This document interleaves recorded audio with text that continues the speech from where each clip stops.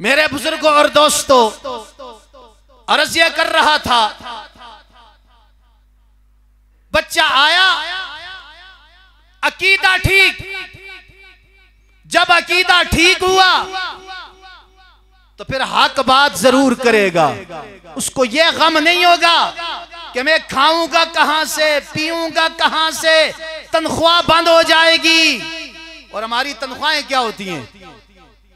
बहुत ही ज्यादा जोर लगाएं तो 10,000 रुपया, यही होता है कि नहीं? वो भी दूसरा महीना निस्फ हो जाता है तो फिर कमेटी वाले आकर कहते हैं, हक्कारी साहब आयो जरा, तुस्ती तनख्वाह है जी। कितनी तनख्वाह है? 10,000 रुपया। कितना? वो लंबा करके कह देते, हम भी खुश हो जाते हैं जी, चलो हमें तनख्वाह मिल गई। और इसी की पैरवी करते हुए 10,000 की साबका हमारी हुकूमत ने हमारी तनख्वाह रखी थी 10,000। पता नहीं दलबोड़ी वालों को मिली है कि नहीं? हमें तो नहीं मिली, और ना हमने ली है ना लेने का कहा है। हमने कहा ऐसी तनख्वाहों को हम जूती की नोक से ठुकराते हैं, हमें क्या जरूरत है ऐसी तनख्वाह की? और तुम्हें शर्म नहीं आती? स्कूल का क्लास 4 उसकी तनख्वाह 30,000 40,000, और जो मिंबर और मेहराब का वारिस, अल्लाह और उसके रसूल की बातें सुनाने वाला, मिंबर पे बैठ के दीन बयान करने वाला, उसकी तनख्वाह 10,000। मैंने कहा लानत हो तुम्हारी इस तनख्वाह पे, हम इसको जूती की नोक से ठुकराते हैं। और वो भी मिली किसी को नहीं है, वो भी किसी को। एक ये मंसूबा था, आप कहेंगे आप किधर निकल गए, ये बातें हमारे बयान की जुज़ला इनफक होती हैं, हम इनको नहीं छोड़ सकते, ये हमारी जरूरत है और इन बातों को जरूर करना है हमने।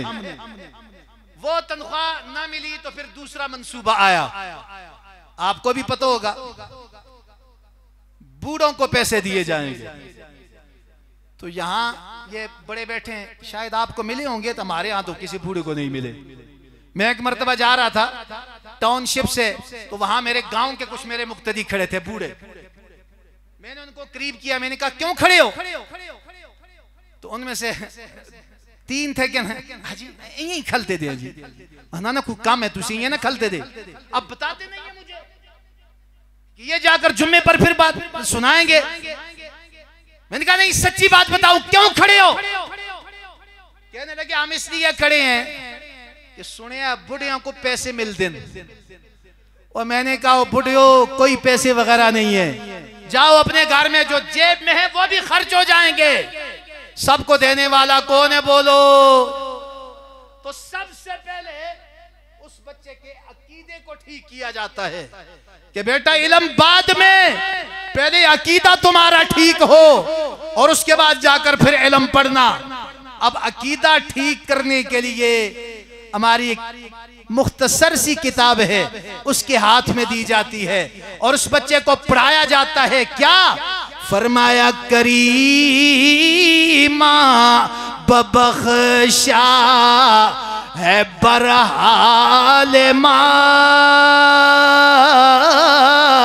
के हस्तम असीरे कमंदे हवा नदारे मुगे रसी तू फरियाद रसी तू ही आसियारा खता बशो बस नगहदारो मारा जरा खता खता दर गुजारो सवाबम नमा।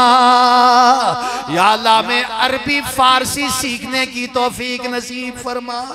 ये इंग्लिश दौर है, इंग्लिश से मोहब्बत, उर्दू है तो फिर भी इंग्लिश, अरबी है तो फिर भी इंग्लिश, गोजरी है तो फिर भी इंग्लिश, इनको जबान है तो फिर भी इंग्लिश। हमारा कुरान अरबी, बोलो हमारा कुरान, हमारे आका अरबी, हमारे आका की जबान अरबी, और जन्नत में जाएंगे जन्नत वालों की जबान अरबी। वहां ये डिसमिस नहीं होगा, अभी से अरबी सीखो। ऐसा न हो कि जन्नत में जाएं वहां फरिश्ते कहें कैफा हालो का, तो ये को सिर खुर के मुझे नहीं पता एक क्या या अल्लाह में अरबी सीखने की तौफीक नसीब फरमा। या अल्लाह फारसी का शौक रखने की भी तौफीक नसीब फरमा। बातों से बात निकल गई, अर्ज कर रहा था सबसे पहले अकीदा ठीक किया, अकीदे के बाद फिर उसको इल्म सिखाया, इल्म पढ़ने के बाद इमाम बन गया, इमाम बन गया, खतीब बन गया, मुफस्सर बन गया, मुकर्रर बन गया, दीन की खिदमत करने वाला बन गया। अब क्या होता है, जो दीन के ऊपर चलकर जिंदगी गुजारता है, दीन सीख कर अमल करता है, तो फिर उसके ऊपर तकलीफें भी आती हैं, मुसीबतें भी आती हैं। क्यों ना आए, ये तो शुरू से चलती आई है, अंबिया पर भी मुसीबतें आई। कुरान क्या कहता है, अहसिबन नास अय्युतरकू अय्यक़ूलू आमन्ना वहुम ला युफ्तनून।